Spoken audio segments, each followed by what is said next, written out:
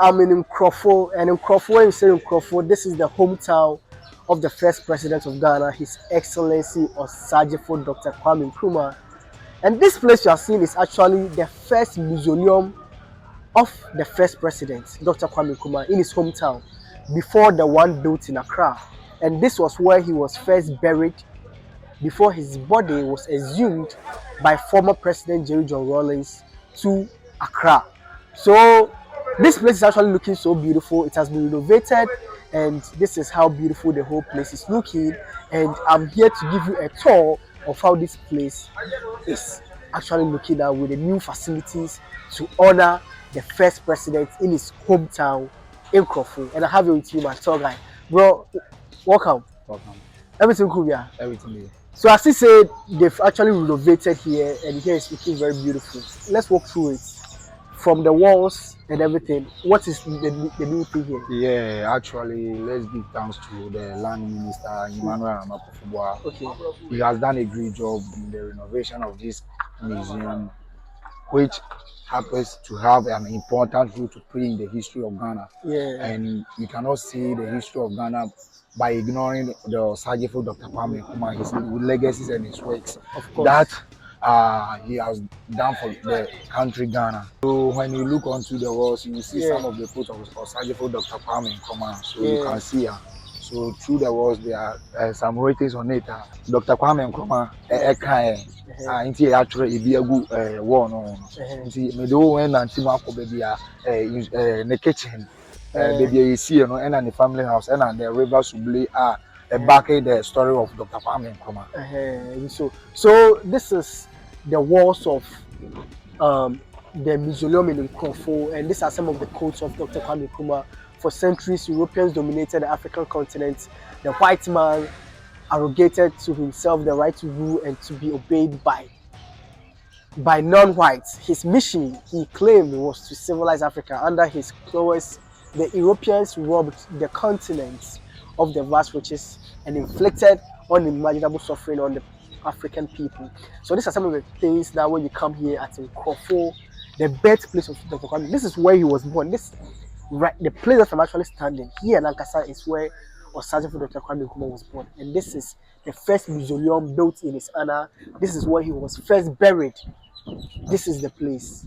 This is Nkroful. This is how beautiful the place is looking. So, bro, let's continue. So actually, here this place is renovated again. I think it is good to appreciate the first president of the land, Osajifo Dr. Kwame Nkrumah. As you can see, when we came here the last time, it wasn't like this. Yeah, it wasn't like this. So you can see that there's more improvement.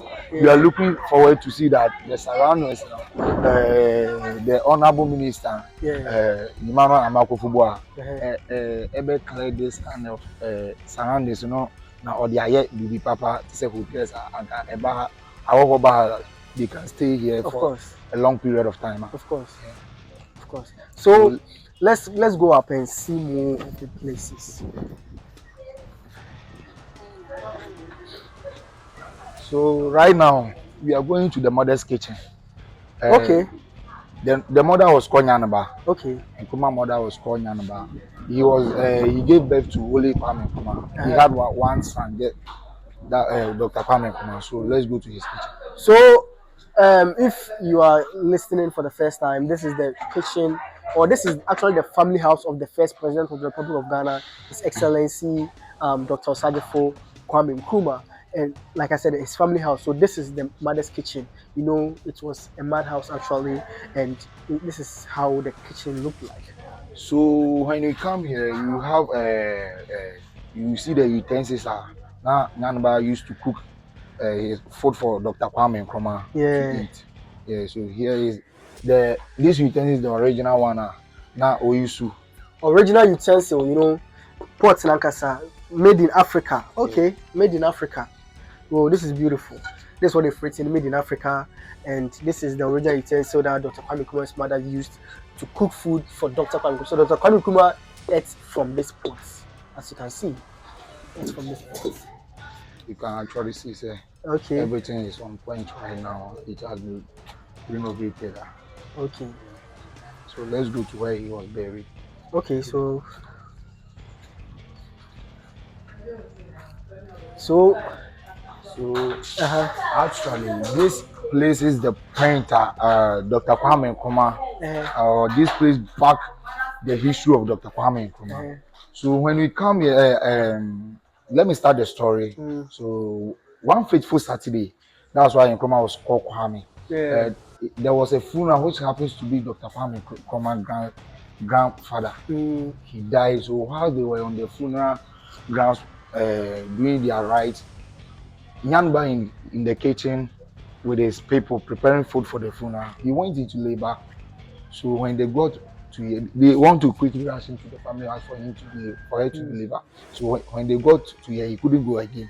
So they lay a mat on the floor for Nyanba to deliver. So after that, Nyanba delivered. Nkrumah wasn't showing any signs of life. Mm. Nkrumah was not crying, nor doing anything. So his father and Mm. Nyankofi, uh, quickly rushed to go and pull his gun, shot into the air 3 times, but Nkrumah didn't show any signs of life. So they told the local priest in the town that Nyanba has delivered, but his son wasn't showing any signs of life. So Mm. he told them that they should mash a banana for Nkrumah only to eat. Mm. So after that, Nkrumah started showing signs of life. So after that, Nkrumah grew up. Hearing this story concerning his death, he told them that when he was born, he must be buried when he died. That's why Nkrumah died in Romania. Then the Guinea president, who was his best friend, secretary, took him to be buried at Guinea first. Then his mother was crying, said he want to bury his son, where he want to like do the wish for Dr. Kwame Nkrumah, as he Yeah. said that. That's why the body was here. Okay. They bring the body from all the way from Guinea to come and bury it here. Okay, so this is the birthplace of Dr. Kwame Nkrumah. Like I said, this is the family house of Dr. Kwame Nkrumah. And this place was where he was first buried in Ghana after his body was brought from Guinea. And this is not an ordinary place. As you can see, this was where his mother actually gave birth to him. This is where his mother, when she was in labor, she lay here and gave birth to Dr. Kwame. But that is why he was buried right here. So this was where he was buried before his body was exhumed to Accra by Jerry John Rawlings. Okay. Uh, the body was here for good 16 years, and Yeah, there were medicine used to preserve the body. yeah, So then President John Jerry Rawlings was a military leader. So by force, he have to take the body to Accra because the Nkrumah's body was generating a lot of revenue to the mm, government, and the road leading to his hometown was in a bad state. mm-hmm, So he decided to come and take the body to Accra for easy accessibility. mm-hmm, So after that, Nkrumah, this is his last speech that he wrote it down. He said, as yeah. far as I am concerned, I am in the knowledge that death can never distinguish the torch Touch which which I I have have. lit in Ghana and Africa.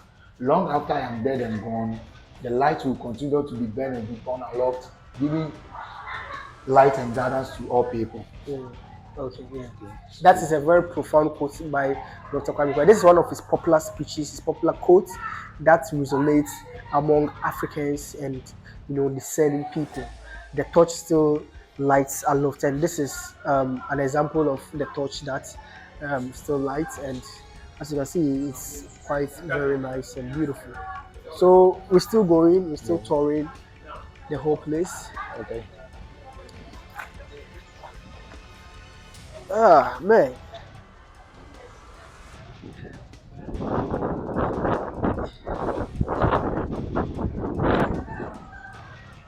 So actually, here is the family house Mhm. where Kwame Nkrumah used to sleep Okay. with his mother. Okay, So so this is the family house of Dr. Kwame Nkrumah.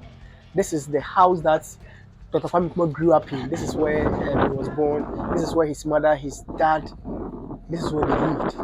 This is the house. Okay, okay, let's. and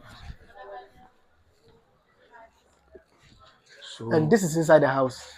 So when we come here, you have the pictures of Dr. Kwame Nkrumah and his mother. Yeah. So after Nkrumah graduated from Lincoln University, he came down to Nkroful to see his mother. So this is the exactly chair that he sat in to took this picture with it. He took this picture with his mother. Yeah, that's true. Yeah, you can see it. Yeah, yeah, that's great. And this is the exact stool So that his is mother was using. okay. Yeah, okay. Yeah, that's cool. So this is the exact chair that Osajifo Dr. Kwame Nkrumah used to take this picture. So this is the chair, and it's still here. So this is Kwame Nkrumah's bedroom and Nyanba's bedroom. Kwame So let Nkrumah's me walk you through Nyanba's after that. okay, this is Dr. Kwame Nkrumah's mother's bedroom. So here is Nyanba's bedroom, Kwame Nkrumah's mother. Yeah. This is his bedroom. He was using this kind of lamp. Okay. That time there was no electricity here. So Kwame Nkrumah, in the same way, was using this lamp. Okay, that's cool.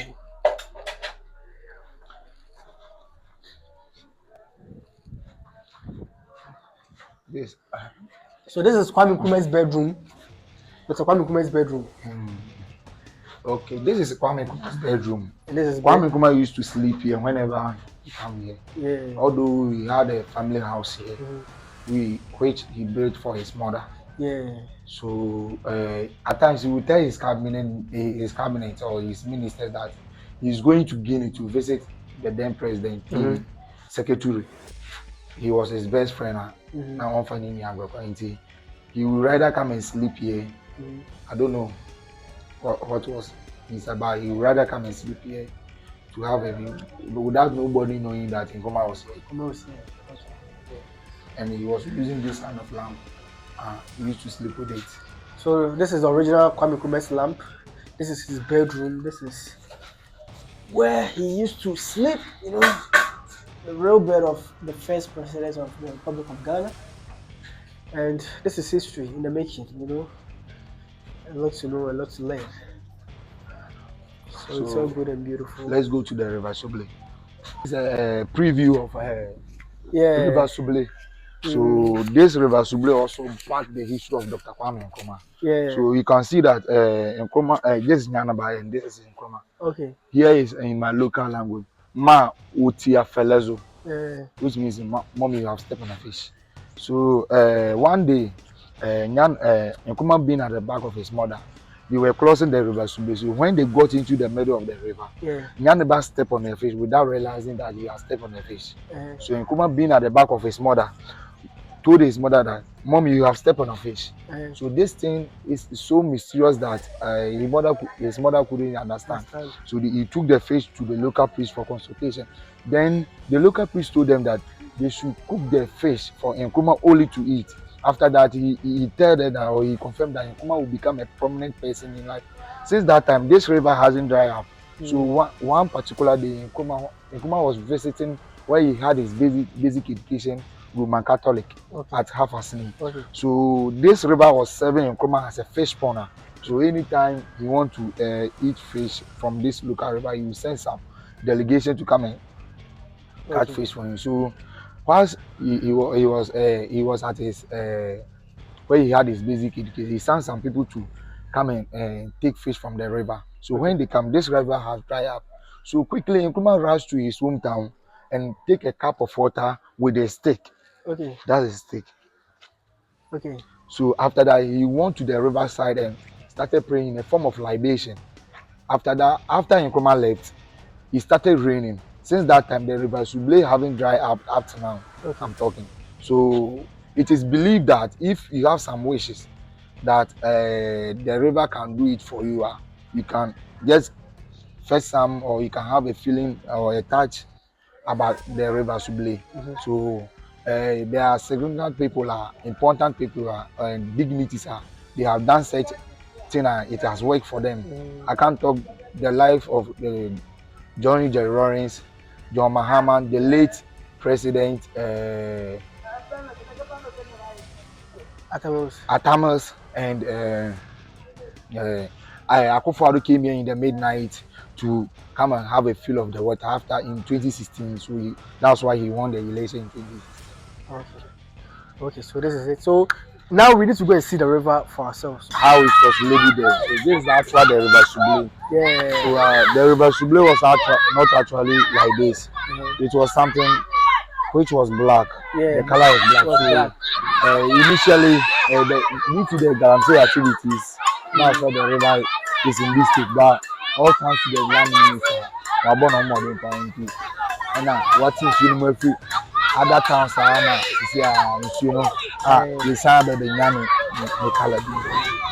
So this is the river that Osajefo Dr. Kwame Nkrumah. This is the river that through this river his family discovered his true potential, that he would become a great leader, and that was the story we heard earlier. And this is the river Suble, this is what it is. And since that time, it has never dried up, and it's still here. This is the river that Dr. Kwame Nkrumah used to eat his fish from. Well, even when he became president, he sent delegation for them to come and catch fish from this river to eat, because it had a spiritual meaning to it.